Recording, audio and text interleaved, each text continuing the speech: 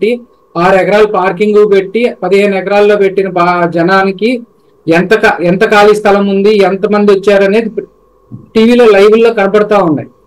నేను ఇంకా ఆ జోలికి వెళ్ళను. ఎవరి రెస్పాన్స్ ఎలా ఉంది అనేది తర్వాత మాట్లాడుకుందాం. పురుషోత్తం రెడ్డి గారు చెప్పినట్టు ఈ అలయన్స్ ఈ 19 స్థానాలు ఏవిస్తున్నారు అనేది ముఖ్యం. ఆ 19 స్థానాల్లో తెలుగుదేశం వాళ్ళు ఎంతమంది వెళ్తున్నారు అందుట్లో జాయిన్ అవడానికి అనేది ముఖ్యం. అంటే మీకు సంబంధించి ఒక్కటి చెప్పండి. మీ దగ్గర ఇదివరకు 23 మంది ఎమ్మెల్యేలు 4 ఎంపీలు వెళ్తే ఈ దఫా రఘురామకృష్ణరాజు, వేమిరెడ్డి, మాగుంట, కర్నూలు ఎంపీ, నరసరావుపేట ఎంపీ, అలాగే మచిలీపట్నం ఎంపీ ఇంతమంది పక్కకి వెళ్ళినట్టు.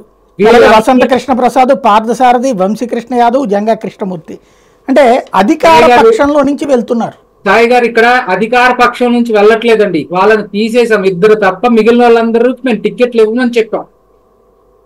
టికెట్ ఇవ్వని వాడు వెళ్ళిపోవటంలో అభ్యంతరం లేదండి, టికెట్ ఇవ్వమని చెప్పాం.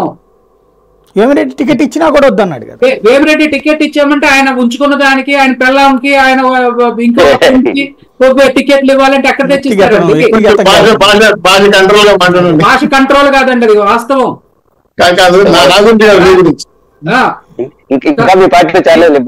నేను అదే చెప్తుంది.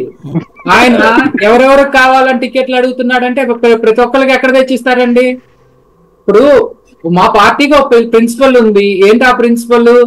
ప్రతి నియోజకవర్గం పార్లమెంటు పరిధిలో 7 అసెంబ్లీలు ఉంటాయి, ఒక పార్లమెంట్ ఉంటుంది. ఈ 8లో ఖచ్చితంగా ఒక బీసీకి కానీ అండ్ ఒక మహిళకు కానీ ఇవ్వాలి అనేది మా ప్రిన్సిపల్ అక్కడ.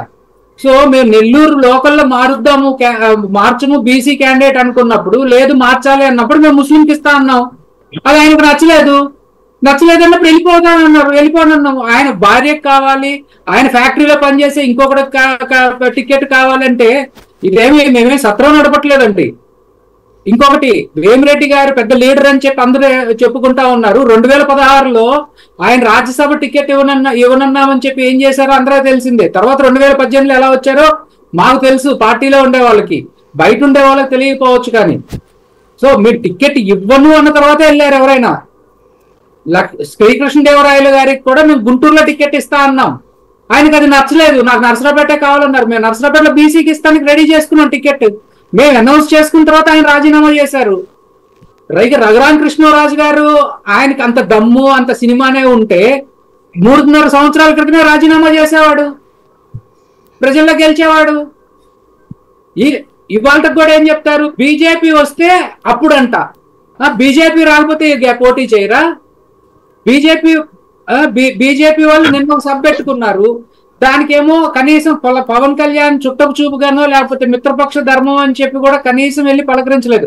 అఫ్ కోర్స్ వాళ్ళ బీజేపీ ఓన్ కార్యకర్తల సభ కావచ్చు, కానీ ఫార్మాలిటీ కోసమైనా ఒక పెద్ద నాయకుడు వచ్చినప్పుడు కనీసం నమస్కారం అండి అని చెప్పాల్సిన బాధ్యత అయినా